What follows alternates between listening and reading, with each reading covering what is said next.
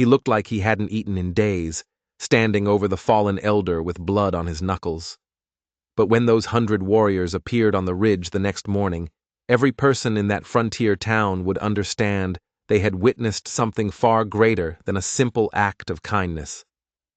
Sawyer Briggs crouched behind the wooden crates, his world shrunk down to two things: the grinding pain in his stomach and the smell of fresh bread. The sun was a hammer beating down on the dusty street of this forgotten town, and the scent wafting from Murphy's trading post was a special kind of torture. It was the smell of life, of comfort, of everything he didn't have. His belly clenched, a tight, angry knot of hunger that had been his only constant companion for as long as he could remember. His clothes, little more than a patchwork of faded fabric, hung off his bony frame like a scarecrow's rags. He was 16, but starvation had stolen his youth, leaving behind hollow cheeks and eyes that had seen too much.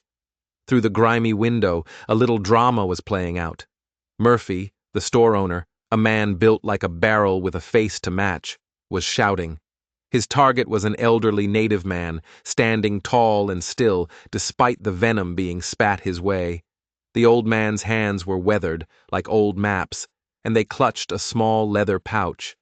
In his silver hair, braided and long, traditional beads caught the light, sparkling like tiny, defiant stars. "I told you people before, no trade with your kind." Murphy's voice cut through the thin wooden walls, sharp and ugly. "Take your trinkets and get out before I call the sheriff."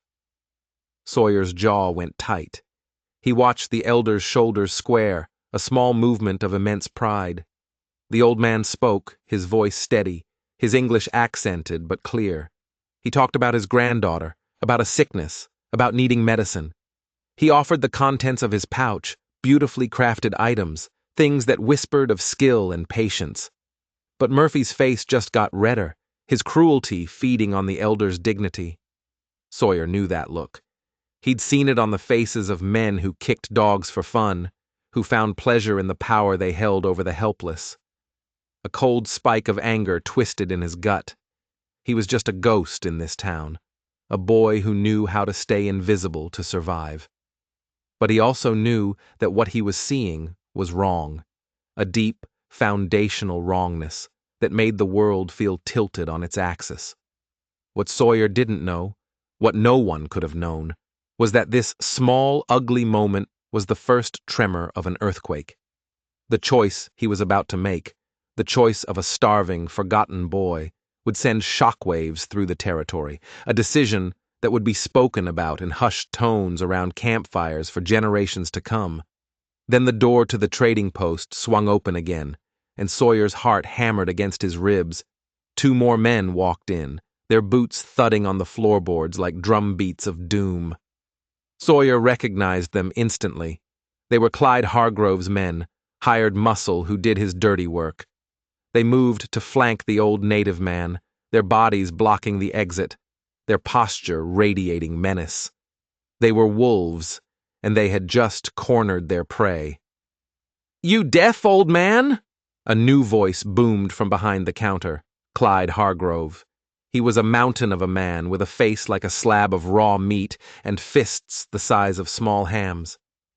"Murphy here told you to leave. Maybe you need some help understanding." The elder's voice didn't waver, but Sawyer could see the tension in his hands, the knuckles white as he gripped the pouch. "My granddaughter is very sick. I only ask for medicine. These items are worth much more than what I need." Clyde let out a laugh, a sound like rocks grinding together. It was a noise that made Sawyer's skin crawl. "Worth something? This junk?" He snatched the pouch from the elder's grasp and dumped its contents onto the counter. A rainbow of beadwork spilled across the wood, intricate patterns telling stories Sawyer couldn't read but could feel the importance of. Each piece was a small masterpiece. But then Clyde did something that turned Sawyer's blood to ice. He swept his arm across the counter with a vicious snarl. The precious items flew through the air, crashing to the dirty floorboards. A delicate necklace, a piece that must have taken months of patient work, landed near his boot, and Clyde brought his heel down, hard. There was a sickening crunch of beads and bone, the sound of something beautiful being destroyed for no reason at all.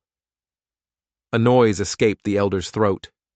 It wasn't a cry of pain, not really. It was deeper, a sound of spiritual agony, as if a part of his soul had just been crushed under Clyde's boot.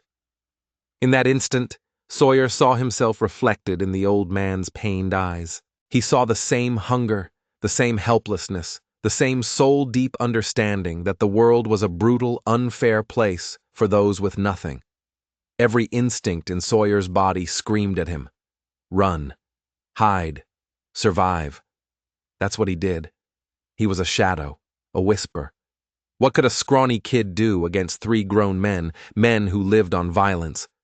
But as Clyde raised his hand, not to strike, but to shove the old man toward the door, something inside Sawyer snapped.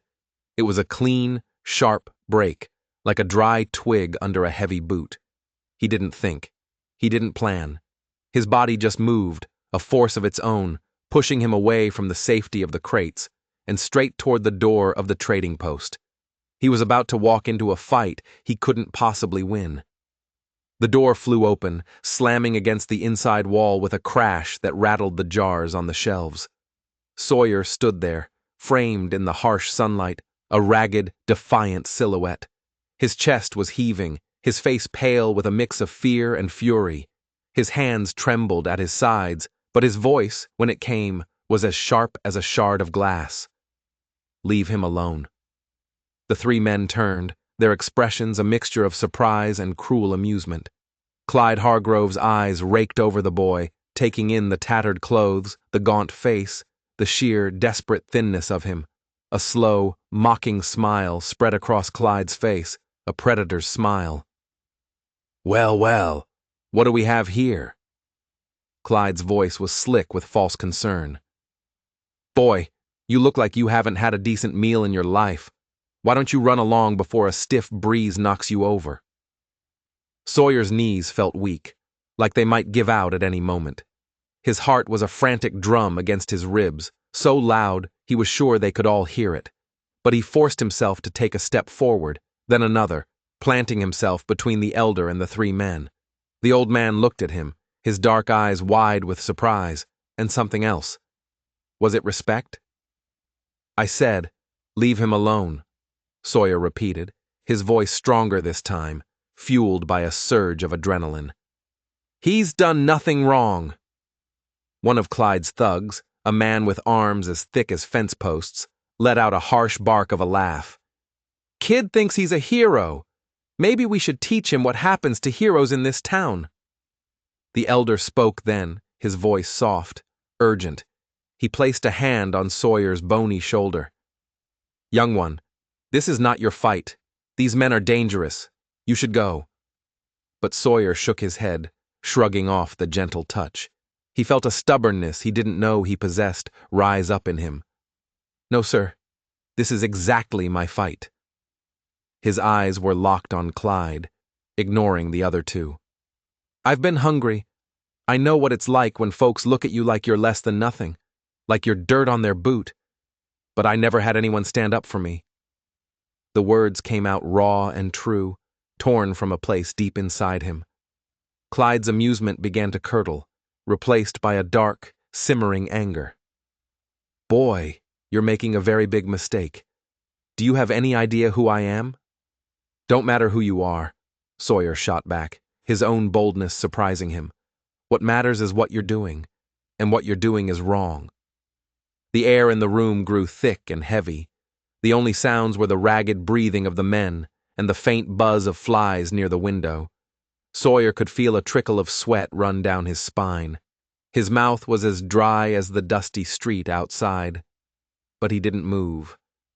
He thought of all the times he'd been kicked, shoved, and cursed. All the times he'd wished for just one person to show him a moment of kindness, to see him as a human being. He was doing for this old man what no one had ever done for him. He was standing up. But Clyde Hargrove wasn't a man who backed down, especially not when challenged by a half-starved teenager in front of his own men. The confrontation had just begun, and Sawyer was about to learn that courage, in a town like this, often came with a very high price. He had no idea that the old man he was defending was not just an elder. He was something else entirely. Clyde Hargrove's face twisted into an ugly mask of rage. He took a step towards Sawyer, his heavy boots making the floorboards groan. The boy could smell the sour whiskey on his breath, see the tiny broken veins that mapped his nose. This was a man rotted from the inside out. "You want to be a hero, boy?" Clyde's voice dropped to a low, dangerous whisper that was more terrifying than his shouting. "Let me show you what happens to heroes in my town." His fist, a meaty club, swung at Sawyer's head. It moved with brutal speed, meant to end the confrontation in one violent motion. But life on the streets had taught Sawyer one thing: how to be quick. He ducked, instinct taking over. The punch whistled past his ear, the wind from it ruffling his hair. Clyde's own momentum carried him forward, and he stumbled, his face turning a shade of purple with embarrassment and fury. The elder stepped between them, his hands raised in a peaceful gesture. "Please," he said, his voice urgent. "There is no need for this. I will leave." But it was too late. Clyde's pride was stung. He had been made to look clumsy in front of his men, and that was a debt that could only be paid in pain. He lunged forward, not with his fist this time, but with his hands.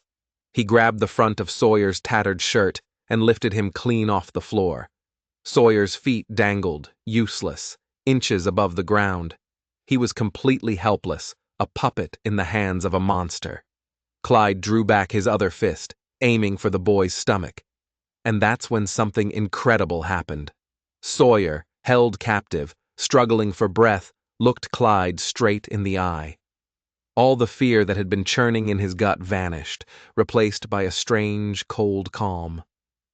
"Go ahead," he said, his voice quiet but clear. "Hit me, but it won't change what you are." The words hung in the air. Clyde's fist trembled, vibrating with pent-up violence. For a heartbeat, it seemed he would deliver the blow, but something in the boy's unwavering gaze stopped him. There was no fear there now, just a quiet acceptance, a strange, unshakable strength that came from having absolutely nothing left to lose. The elder watched, his ancient eyes filled with a dawning astonishment. He had seen many brave men in his long life, warriors who faced death without flinching. But this was different. This was a skinny, pale boy, a nobody, risking everything for a stranger, with no hope of reward. Clyde's grip tightened, his knuckles digging into Sawyer's chest. "You think you're better than me, boy?" he growled, his face inches from Sawyer's. "You think your noble words mean something? You're nothing but street trash. That's all you'll ever be." "Maybe," Sawyer replied, his voice still calm. "But at least I can sleep at night." The simple, honest truth of that statement seemed to hit Clyde harder than any punch could have. His face contorted, a storm of emotions passing over it. Rage, confusion, and maybe, just for a second, a flicker of shame. One of his men shuffled his feet nervously by the door. "Boss, maybe we should just... People are starting to look." Sawyer risked a glance toward the window. The man was right. A small crowd was gathering on the street, their faces pale ovals pressed against the glass. Word traveled fast in a town this small, but Clyde Hargrove was a man who ruled through fear, and fear required an audience. He wasn't about to back down now, not in front of half the town. He was trapped by his own reputation. With a roar of pure rage, Clyde swung his fist. But it wasn't Sawyer's face it met. At the last possible second, the elder had moved with surprising speed, stepping forward and raising his arm to block the blow. The impact made a sickening thud. The old man staggered back, his face twisting in pain, but he didn't fall. He stood there, his dignity a shield against the brutality. "Enough," the elder said, and his voice had changed. It was no longer the soft, pleading voice of a victim. It was deep, resonant, and filled with an authority that seemed to make the very air in the room vibrate. Your fight is with me, not with this brave young man. Clyde let go of Sawyer, who dropped to the floor, his legs giving way. He scrambled back, his mind reeling. This kind stranger had just taken a punch meant for him. Clyde's attention was now fully on the elder, and Sawyer saw something in the old man's posture that hadn't been there before. The frail, pleading man was gone. In his place stood a leader. "Old man," Clyde snarled, shaking his bruised hand, "you just made the biggest mistake of your worthless life. Nobody interferes with my business, not in my town." The elder met his furious gaze without flinching. A faint, knowing smile touched his lips. "Your town?" he asked quietly. "This land has seen many men who claim to own it. Their bones are now part of the soil. Their names are forgotten. The land remembers." The crowd outside was growing, their murmurs a low hum of anxiety and excitement. Clyde seemed to feel the pressure of their eyes on him. His anger became desperate. He lunged again, grabbing the front of the elder's traditional shirt, the fabric tearing under his rough grip. "I don't care about your riddles, old man. I care about respect, and you're going to give it to me." That's when Sawyer, despite the fear, despite the exhaustion, did something even he didn't expect. He got to his feet, stumbled forward, and placed his thin, trembling hand on Clyde's massive, corded arm. "Let him go," Sawyer whispered. "Please." The word, so simple, so human, hung in the air. For a fleeting moment, something shifted in Clyde's eyes, a flicker of something long buried, a ghost of a conscience. But just then, Murphy, the store owner, who had been hiding behind his counter, piped up. "Clyde, the sheriff's coming. I see him down the street." The spell was broken. Clyde's face became a mask of cold calculation. He was weighing the odds. A brawl with a native and a homeless kid in front of the whole town. That was bad for business, even for him. But what none of them knew, not Clyde, not Sawyer, not even the sheriff, who was now pushing his way through the crowd, was that this entire scene was being watched. Watched by eyes on the ridge overlooking the town. Eyes that had seen everything. And the consequences of this moment were about to escalate far beyond what a small-town sheriff could ever handle. The arrival of the law wasn't the end of the confrontation. It was just the beginning. Sheriff Coleman shouldered his way through the murmuring crowd, his face a grim, weathered map of experience. He knew any trouble involving Clyde Hargrove was like a stray spark in a dry barn.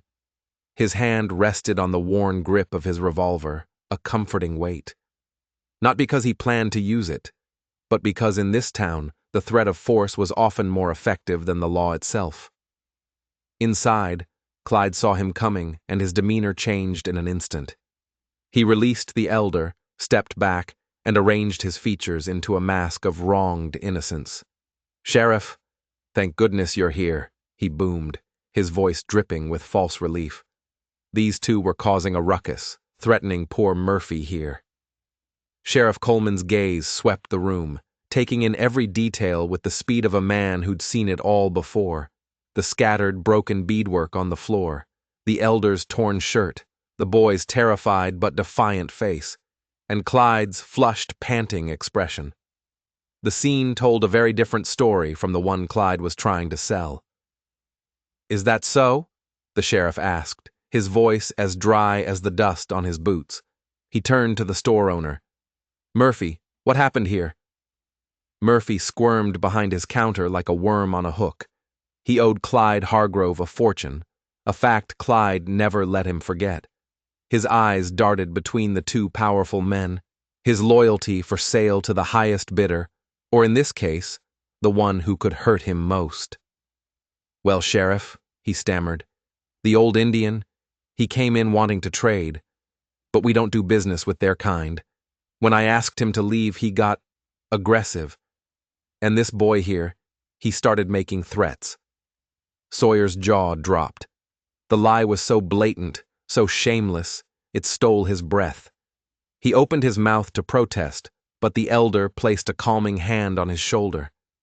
The old man's eyes were filled with a deep, weary sadness, the look of someone who had heard these kinds of lies his entire life. "Sheriff," the elder said, his voice quiet but carrying a weight of truth that was impossible to ignore. "I came seeking medicine for my sick granddaughter. I offered a fair trade. These men destroyed my goods and threatened me with violence. This young man showed a courage I have not seen in a long time. He defended me." Sheriff Coleman listened, his jaw working slowly as he chewed on the conflicting stories.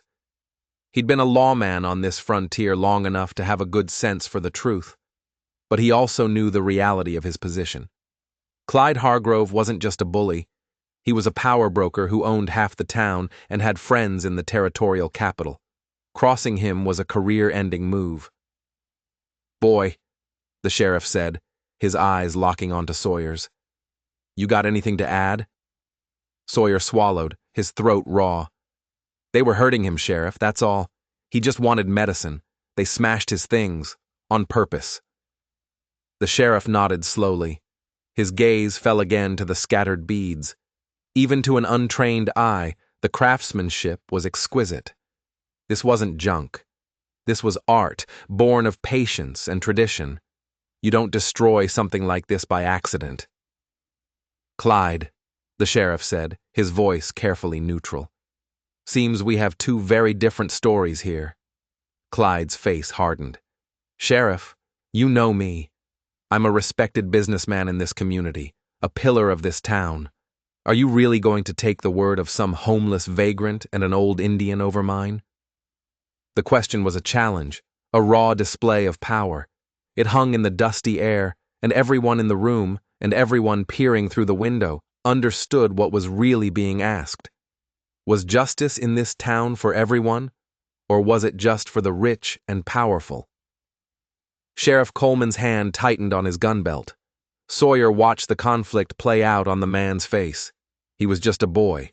The elder was an outsider. Clyde was the town. The math was simple and brutal. It looked like justice was about to be sold to the highest bidder. But what the sheriff decided in that moment would ripple outwards, changing the fate of everyone in that room. It was a test, not just of his own character, but of the very soul of the town he was sworn to protect. He was about to make a choice that would either reward courage or crush it completely. And from the distant hills, unseen eyes continued to watch, waiting. Sheriff Coleman didn't answer right away. Instead, he walked slowly, deliberately, around the scattered beadwork on the floor. His boots crunched softly on the broken fragments, a sound that seemed to echo the breaking of trust, the shattering of decency. The silence in the store was absolute. Sawyer felt like his own frantic heartbeat was the only thing moving in the world.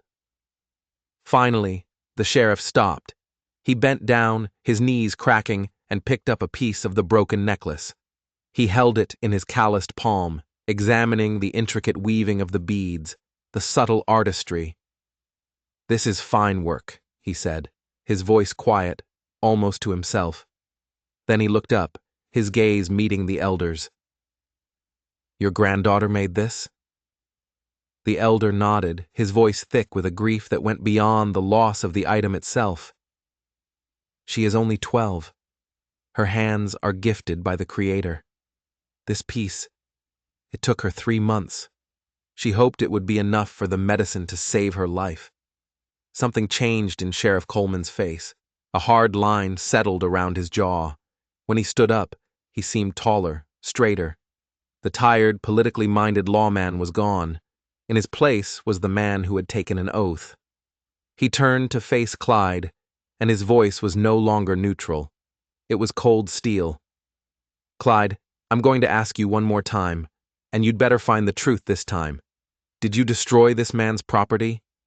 Clyde's face flushed a blotchy, angry red. His fists clenched and unclenched at his sides. "Sheriff, I don't like your tone. Maybe you forgot who pays the taxes that fund your salary in this town." And maybe you forgot I took an oath to uphold the law for all the people in this territory, not just the ones with deep pockets. The sheriff shot back, his voice level but sharp. Now answer the question. The tension in the room was so thick you could have cut it with a knife. Murphy looked like he was about to faint behind his counter. Clyde's two thugs were shifting on their feet, their hands hovering near their holstered pistols, but they didn't dare draw on the sheriff. To Sawyer's surprise, the elder stepped forward again, his hand extended toward the sheriff. There is no need for more conflict. I will go. I will find help for my granddaughter elsewhere. But Sheriff Coleman shook his head firmly. No, sir, you won't. This isn't about trade anymore. This is about the law. He turned his steely gaze back on Clyde. You're going to pay for these damages, and then you're going to apologize to this man and to the boy. Clyde let out a harsh, bitter laugh. Like hell I am. Sheriff, you're making a mistake that's going to cost you that shiny badge of yours. Maybe, Coleman replied, his voice calm and steady. But some things are worth the cost. Those words seemed to crackle in the air. Through the window, Sawyer saw the faces of the townspeople, rapt, their own small dramas forgotten. This was history happening in a dusty trading post, a battle for the soul of their town. Clyde took a half-step forward, his massive frame coiled to spring, a clear threat. But the sheriff's hand dropped to his revolver, the motion a blur of practiced speed. I wouldn't, Clyde. Not in front of all these good people. It was a standoff. The law against money, right against might. But what happened next had nothing to do with anyone in that room. Because in that frozen moment of silence, a sound began. It was faint at first, a low, rhythmic vibration that seemed to come from the earth itself. It grew steadily, a deep, resonant drumming that got stronger with every passing second until the floorboards began to tremble and the glass in the windows hummed. It was the sound of thunder. But the sky was a clear, cloudless blue. This thunder was coming from the eastern hills. It was the thunder of hooves, dozens of them, maybe more. Everyone in the store froze. Through the windows they saw the crowd outside turn as one, their faces filled with a mixture of confusion and dawning fear, all looking down the long, dusty main street. Sawyer scrambled to the window, pressing his face against the hot glass, his breath caught in his throat. Riders. They were pouring over the crest of the hill, not in a chaotic charge, but in a disciplined, silent formation that spoke of immense power. They moved as one, a living wave of men and horses flowing down into the valley. They weren't settlers. They were native warriors, their faces painted, their presence radiating a deadly seriousness. Good Lord, Sheriff Coleman whispered, his hand falling away from his gun as he stared, dumbfounded, at the approaching force. There must be 100 of them. And that's when Sawyer looked at the elder. The old man's face had been transformed. The quiet victim, the dignified leader, both were gone. In their place was a look of immense ancient power. His eyes glittered, not with fear, but with something that looked chillingly like satisfaction.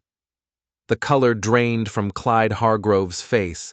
His mouth opened and closed like a fish on a dock. He recognized the man he had just assaulted. Chief Royce Barrett, he breathed, the name a ragged whisper of terror. You're Chief Royce Barrett. The elder smiled for the first time, a smile that was both terrifying and beautiful. I am, he said, his voice now a deep baritone that filled the room. And these are my people. They have come to see why their leader has been delayed. The riders reached the edge of town, fanning out in a perfect, silent semicircle that blocked every road in and out. They surrounded Murphy's trading post, 100 stone-faced warriors on powerful horses, their eyes fixed on the small building. The lead rider, a man with a face like carved granite and steel-gray hair, dismounted. Scars crisscrossed his arms, telling tales of countless battles. He walked toward the store, his stride long and confident, the stride of a man who feared nothing. He stopped just outside the door, his dark, penetrating gaze sweeping over the scene inside, his hand resting casually on the hilt of a large knife at his belt. "That," the chief said quietly, "is Sterling Maddox, my war leader. He has been watching from the hill since I first entered your town. When I did not return at the appointed time, he came to find me." Clyde Hargrove looked like he was about to collapse. His face was the color of ash. The full, catastrophic weight of what he had done crashed down on him. This wasn't just about roughing up an old man. He had assaulted and humiliated a powerful tribal chief, in front of witnesses. The insult would echo through every tribe in the territory. It was an act of war.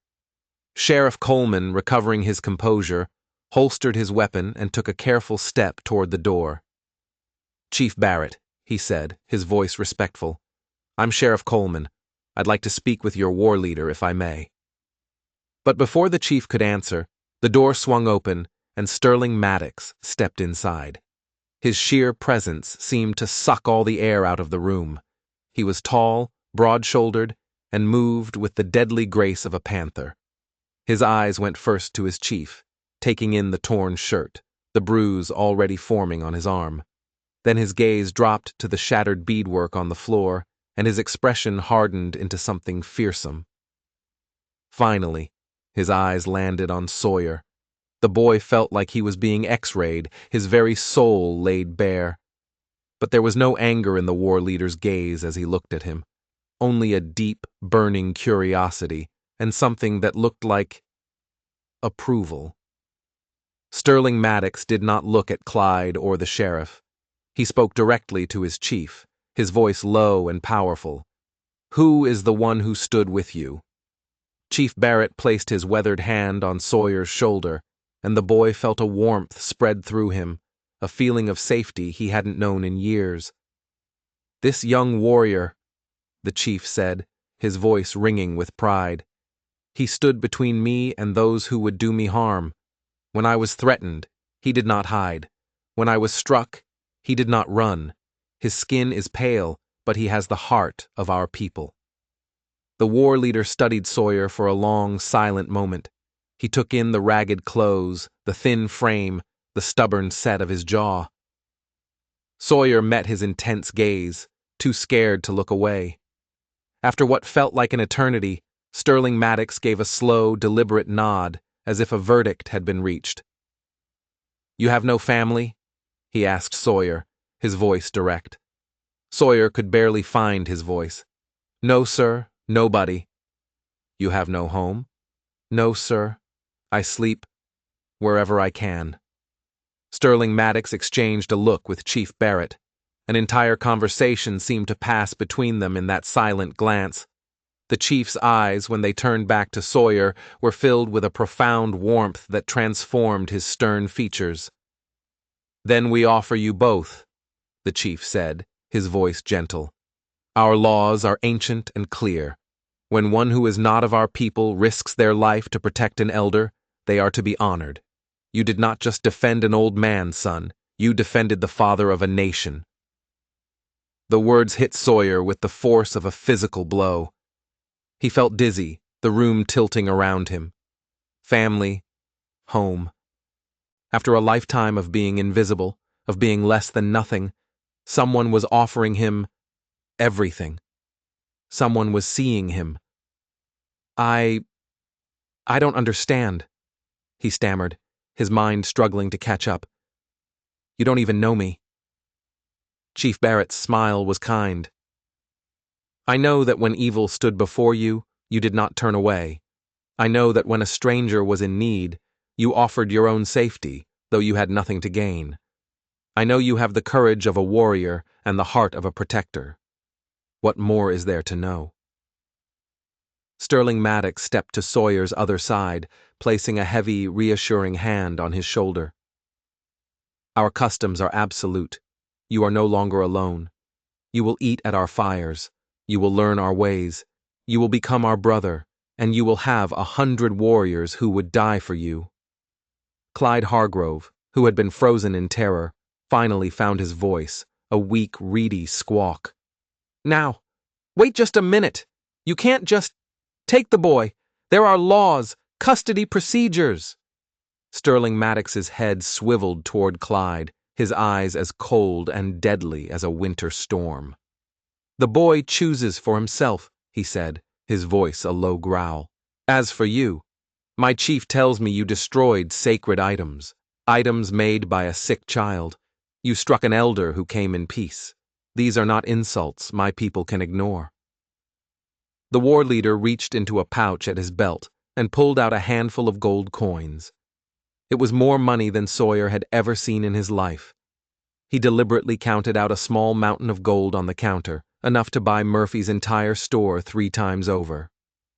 "This pays for the goods you destroyed, and for the insult," Sterling said, his voice dripping with contempt. "Consider it a gift, because what you deserve, and what you will receive today, are 2 very different things." Sheriff Coleman stepped forward, clearing his throat.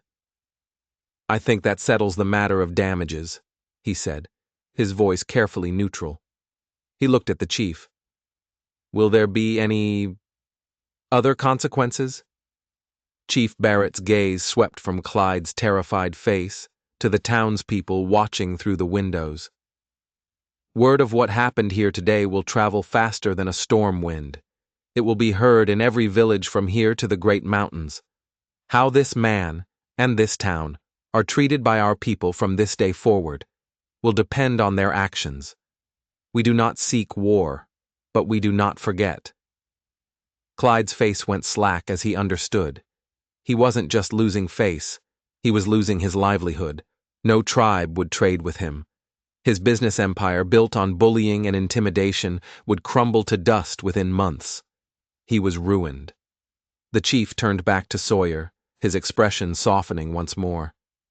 "The choice is yours, young warrior. You can remain in this place of dust and cruelty, or you can ride with us. You can come home." Sawyer looked around the small, shabby store. He saw the broken beads, a symbol of the ugliness he'd fought against. He saw Clyde Hargrove, a broken man, defeated not by violence, but by honor.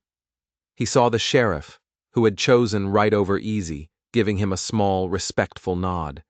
And then he looked into the chief's eyes and saw it. Something he had been starving for even more than food. Acceptance. Belonging. "I choose family," Sawyer said, his voice clear and strong. As they prepared to leave, Sterling Maddox leaned in close to Sawyer's ear, his voice a low rumble. "There is something else you should know, little brother," he said. "The chief's granddaughter, the one whose beadwork was destroyed, she was never sick. She recovered from her fever 3 days ago." Sawyer stared at him, confused. "Then why?" Sterling Maddox smiled, a rare, fierce thing. "The journey to this town was not for medicine. It was a test. The spirits have been troubled by the hearts of the people here. The chief came to see if there was any honor left in this place. You, Sawyer Briggs. You were the only one who passed." Outside, the 100 warriors sat silent and still on their horses, a formidable waiting army. They watched as their chief emerged, and walking proudly beside him was the pale, skinny boy who was now one of them. The townspeople watched in awed silence as Sterling Maddox helped Sawyer onto a strong, beautiful horse. As they rode out of town, heading toward the open plains and the embrace of the eastern hills, Sawyer glanced back one last time. He saw the dusty street, the shabby buildings, the place that had only ever offered him pain and hunger. But he felt no anger, only a strange kind of gratitude. The harshness of his old life had forged the strength he needed to seize this new one. In the doorway of the trading post, Clyde Hargrove stood alone, a ghost in the ruins of his own life. He was a man who had learned, far too late, that real power isn't measured in money or fear, but in loyalty and respect. The boy who had walked into town that morning as a nobody, a piece of street trash, rode out of it as a son, a brother, and a warrior. In the lands of the people who had claimed him, the story of the day a boy with nothing stood up to a man with everything would become a legend. It would be told around countless fires, a lesson to generations of young warriors that true courage isn't about the size of your body, but the size of your heart. If you enjoyed this story, don't forget to like and subscribe for more unforgettable tales from the frontier. And if you have a story about a time when a single act of courage changed everything, share it with us in the comments below. We read every single one. Your support means the world to us and helps us keep these stories alive.